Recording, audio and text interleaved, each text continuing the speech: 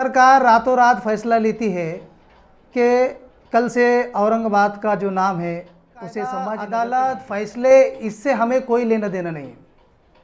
यानी केंद्र सरकार बचाने के लिए आपको रोड पे आना पड़ेगा। हमारा इस नाम के साथ 400 साल का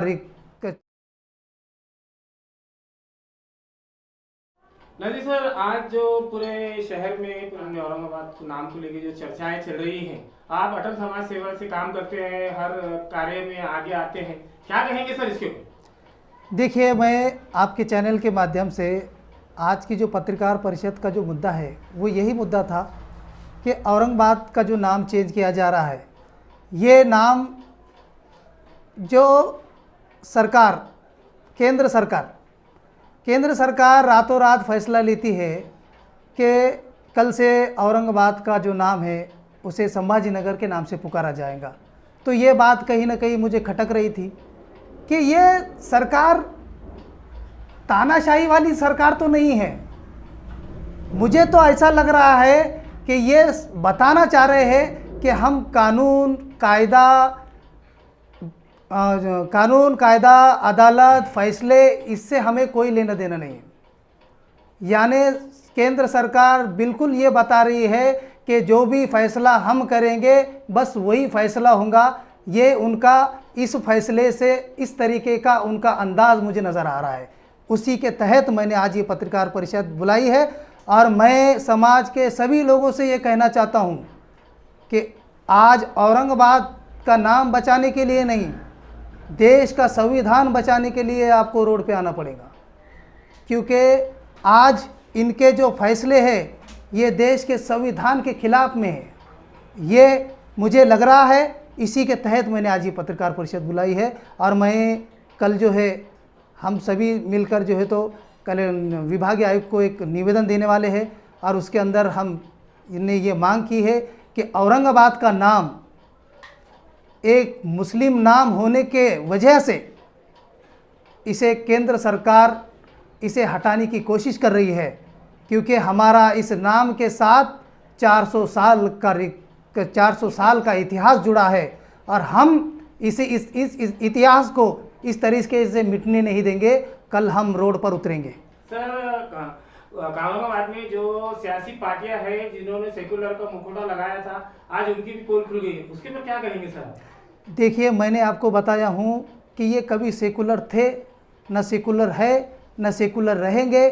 ये पहले से जो सेकुलर बोलते हैं कि हम सेकुलर है, मगर ये स्लो पॉइजन थे। आज भाजपा जो है तो डायरेक्ट खुलेआम कर रहा है। तो हमको समझ में आ रहा है कि भाई ये खुलकर आ गए हैं सामने। ये कभी खुलकर नहीं आते थे।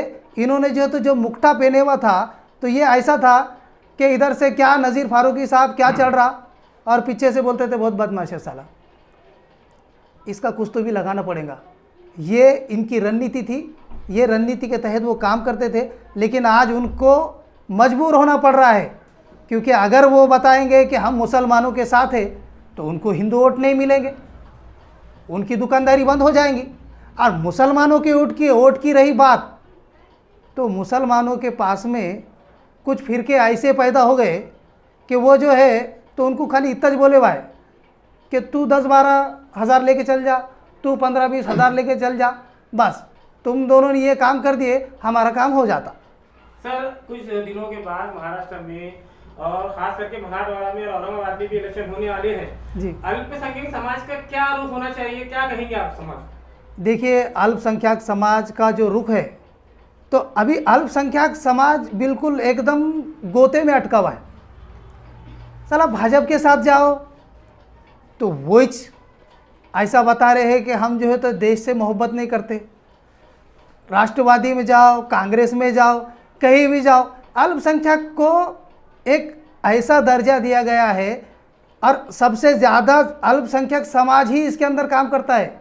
मैं आपके माध्यम से बताना चाहता हूँ कि अगर पार्टी के अंदर सबसे ज़्यादा एक्टिव अगर कोई मोर्चा रहता होगा तो वो अल्पसंख्यक समाज का मोर्चा। अल्पसंख्यक समाज का मोर्चा जो है तो सबसे ज़्यादा काम करता है, कुर्सियाँ उठाने से लेके तो नारे लगाने तक, और नारे लगाने से लेके तो वोटर को बूथ पुलिंग तक लाने तक ये अल्पसंख्यक समाज का कार्यकर्ता करता है। मगर अल्पसंख्यक समाज को जो है तो एकदम नीचे के तबके में उसको देखा जाता है और उनकी तरफ कोई तवज्जो नहीं, उनकी तरफ कोई उनके पीछे कोई बड़ा नेता नहीं, उनके पीछे कोई सपोर्ट नहीं। ये अल्पसंख्यक समाज का आज वातावरण हो चुका है। सर, महंगाई के बारे में जो आज गैस की कीमतें बढ़ गई है, 11 से 25 रुपए तक चलाने दे रहे हैं और केंद्र सरकार की तरफ से ही ये नामों के सिलसिले दूसरे काम जो उछाले जा रहे हैं, अटल समाज सेवा क्या कहेंगे महंगाई के ऊपर? देखिए, महंगाई तो इतनी बढ़ गई है कि मैंने पिछले दिनों एक छोटी सी कविता लिख दिया था कि तौबा तौबा ये संसार, उसमें ये महंगाई की मार, ये बच्चों की पैदावार, उस पे ये मोदी सरकार, दुश्वार हुआ जीना, जीना हुआ बेजार। ये मैंने छोटा सा एक ये लिखा था कि मोदी सरकार बता रही है। जब इन्होंने तो अभी आपने कुछ दिनों पहले देखा था कि पैठन में एक वाक़या हुआ था, एक बंदे के अकाउंट में जो है तो 15 लाख रुपए आ गए थे, बड़ा खुश हो गया वो ग्राम पंचायत के पैसे थे, वो जो तो पैठन के एक व्यक्ति के हाथ में 15 लाख रुपए आ गए, तो उसने जो है तो मोदी सरकार को एक खत लिख दिया था कि साहब आपका शुक्रिया, मेरे अकाउंट में 15 लाख रुपए आ गए। तो मोदी सरकार ने लोगों को इस तरीके से भौचाल कर दिया हुआ है, ऐसा खतरनाक जाल डाला है, लोगों को इतना आस दिखाई है कि आज वो पैसे तीसरे के आए मगर उसने मोदी को धन्यवाद लिख डाला। तो मोदी सरकार ने करे कुछ भी नहीं। लोगों से बोलते थे ये कि हम जो है तो सीज बैंक में का पैसा लेकर आएंगे, क्यों नहीं लाए पैसे? मैं भी 15,000 का 15 लाख का इंतज़ार करता, रोज़ जाके मैं अकाउंट चेक करता, अभी तक नहीं आए। सर, प्रकाश अंबेडकर साहब ने कहा है कि अल्पसंख्यक समाज के लिए कोई बड़ा नेता नेतृत्व नहीं है, इसीलिए आज अल्पसंख्यक समाज हाशिए के ऊपर है। क्या राय रखेंगे सर? देखिए, पहली बात तो जो है प्रकाश अंबेडकर साहब जो है तो एक बहुत बड़ा चेहरा है, और मैं आपको ये बताना चाहता हूँ कि प्रकाश अंबेडकर साहब जो आज बता रहे हैं कि अल्पसंख्यक समाज के लिए कोई चेहरा नहीं है, तो प्रकाश अंबेडकर साहब से मेरा सवाल है इस मीडिया के माध्यम से, और मैं बहुत छोटा सा कार्य करता हूँ, एक छोटा सा संगठन चलाने वाला व्यक्ति, मैं उनसे ये कहना चाहता हूँ कि आज आपको नेता नज़र नहीं आ रहा है। जब MIM ने आपसे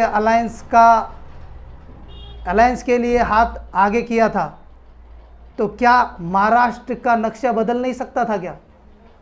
आज दलित और मुस्लिम अगर एक क्वांटिटी के अंदर एक साथ आ जाए तो मैं कहता हूँ महाराष्ट्र का नहीं, देश का पूरा, देश के हालात और देश का जो राजकारण है वो बदल जाएगा। आपका पूरा नाम बोल दीजिए और आपकी संस्था का नाम बोल दीजिए। मेरा पूरा नाम फारूकी नजीरुद्दीन, अटल समाज सेवा संगठन का अध्यक्ष।